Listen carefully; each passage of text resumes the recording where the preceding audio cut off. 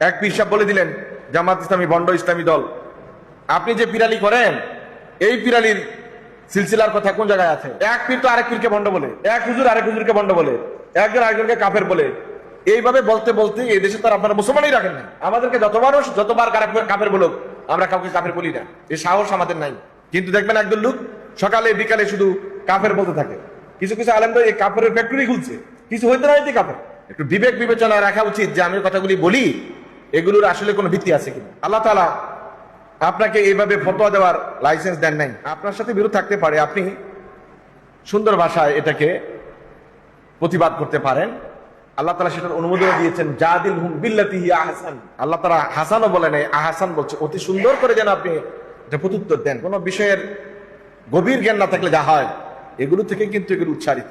সুতরাং কোন দলকে কোণঠাসা করার জন্য অযথা ট্যাগ লাগিয়ে দেওয়া, সাহাবী বিদ্বেষী বলা, তারপরে রাসূলের সমালোচনাকারী বলা, অথবা এই ধরনের কোনো কথা বলা, এগুলো একেবারেই উদ্দেশ্য প্রণোদিত, যেগুলোর বিচার আল্লাহ সুবহানাহু ওয়া তাআলা নিজেই করেন। কারণ এই মিথ্যা অপবাদের বিষয়ে দুনিয়াতেও যেমন তার লাঞ্ছিত হওয়ার সুযোগ আছে, সুযোগ আল্লাহ তাআলা করেন, আখিরাতে তো লাঞ্ছিত হওয়া নিশ্চিত।